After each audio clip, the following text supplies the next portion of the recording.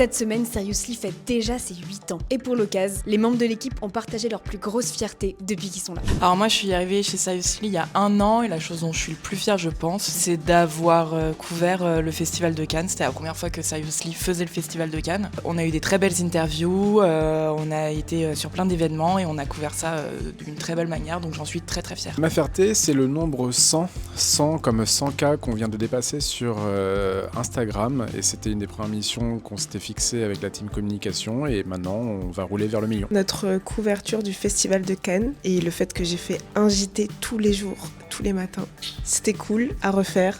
Et en plus, ça a bien marché. La mise en place des news, c'est des vidéos qui rapportent beaucoup de vues tous les mois. On a atteint des millions et des millions de vues grâce à ça, donc c'est vraiment cool. Et il y a aussi les témoignages qu'on a mis en place cette année et ça marche trop bien. On donne la voix à plein de gens qui ont plein de trucs à raconter, trop cool. Ma plus grande fierté en tant que cofondatrice de Seriously, forcément, c'est de voir l'équipe grandir depuis le lancement en 2017. C'est d'être passé de 3 personnes dans une petite salle à 24. Travailler donc avec des personnes passionnées et passionnantes tous les jours. Je pense que ma plus grande fierté, c'est quand j'ai dû animer une conférence avec toutes les stars de la Team Maison dans la Prairie devant une foule et une horde de fans. Le tout en anglais, hein, je précise, sinon c'est pas drôle. En vrai, l'interview Lilo et Stitch, ça c'est ma première interview. Écoute, ça a été l'opération qu'on a mis pour The Last of Us, pour la 2e saison. On avait une idée de réagir à l'épisode où meurt, et du coup c'était retenu par Max, donc toute nouvelle idée qu'on a eue, et du coup ça a bien fonctionné, donc j'en suis plutôt fier. Je pense que c'est les news, parce que j'ai toujours kiffé faire ça. Je crois que l'un des trucs que je kiffe le plus, c'est d'être le premier sur les news qui tombent, etc., et de les traiter hyper rapidement, et généralement on s'en sort plutôt bien, donc je suis assez fier de ça.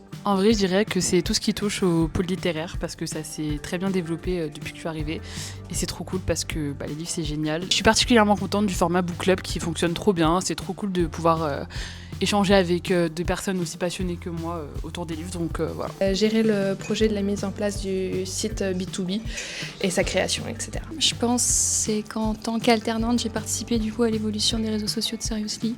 Et j'en suis très fière. La première, c'est quand même d'avoir, depuis 7 ans, contribué à la croissance d'un média qui est parti de nulle part.